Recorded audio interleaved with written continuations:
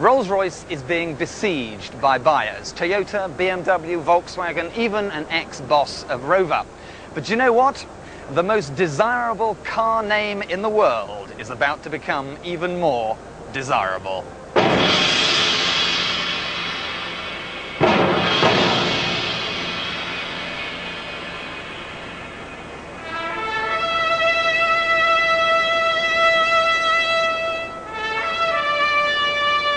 With all the pomp and circumstance of the trooping of the colour, Rolls launched their new car, the SSSeraph. Jeremy has driven it.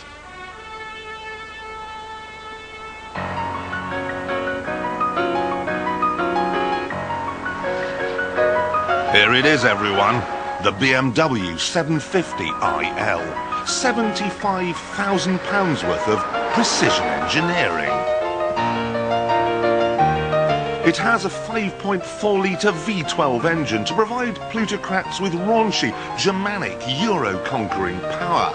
Inside there is leather, there is wood, there is satellite navigation and a television. The path is clear, though no eyes can see. The course laid down long before. This is the car that Rolls-Royce has to beat.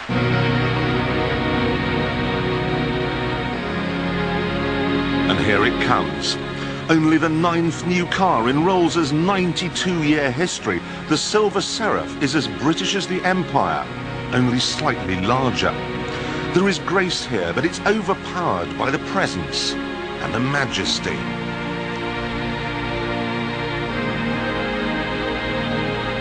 Despite the curved tail and the sleeker front end, despite the fact it's £300 lighter than the old car, it's so very obviously a Rolls-Royce. Or is it? For 30 years, all Rolls-Royces have been propelled along by the same 6.75-litre V8. But not anymore. Now, Rolls-Royce couldn't afford to design their own new engine, so the SSSeraph uses the same 5.4-litre V12 that you'll find in that BMW. It also uses the same sort of power steering system and the same sort of 5-speed automatic gearbox, though of course in the Rolls the stick is mounted on the steering column. There's lots of BMW switches in there too. Now, of course, a lot of you will be absolutely horrified by all this, but it's what you do with the components that matters. Don't worry, this is rather more than a BMW with thick carpets.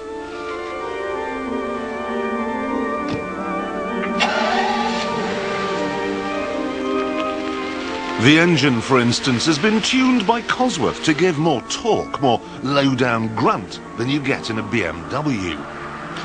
But you still have 322 brake horsepower. The Seraph gets from 0 to 60 in less than 7 seconds. And in a few months' time there'll be a Bentley version called the Anage. It'll have a BMW V8 engine to which Cosworth have added 2 turbochargers. Expect to see 0 to 60 pass in something of a blur.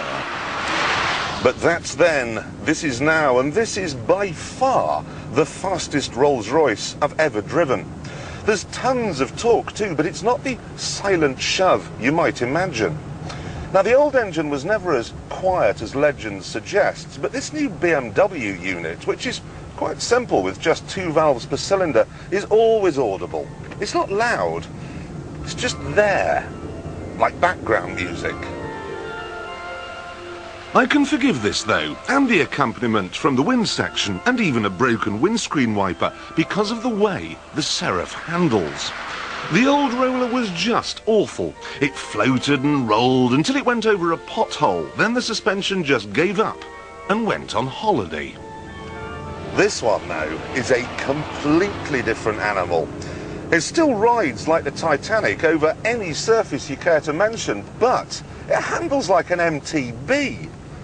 Thanks to adaptive damping, you can drive the old Dowager like her petticoat's on fire.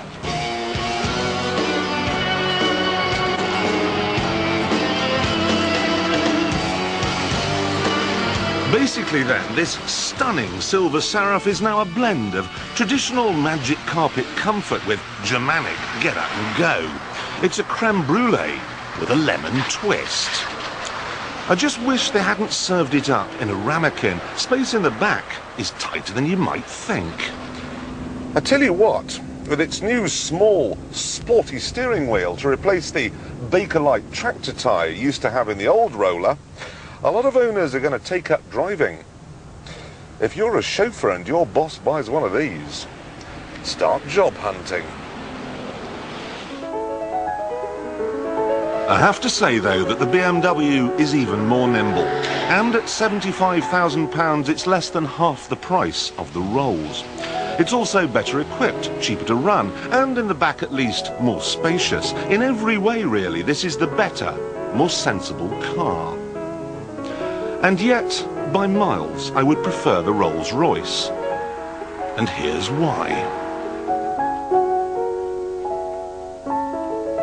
What you're looking at here is a Steinway grand piano, which can cost anything up to £200,000. Steinway & Sons was founded at the end of the last century in Manhattan by a German immigrant.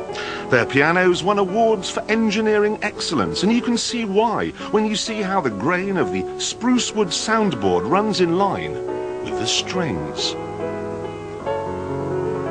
It's a technical masterpiece, and yet you'll find the first ever Steinway in New York's Metropolitan Museum of Art.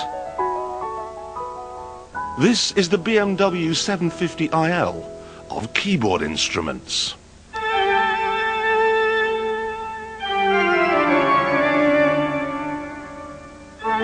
Now what Rolls-Royce do is take the basic ingredients, the keys, and produce an instrument of real clout.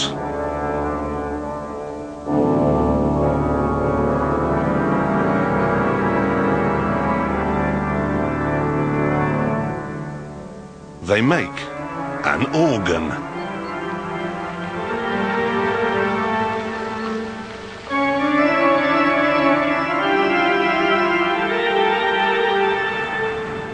The 12 cows that died to make these seats and this upholstery were raised in northern Scandinavia, where there are no barbed wire fences to nick their precious hides.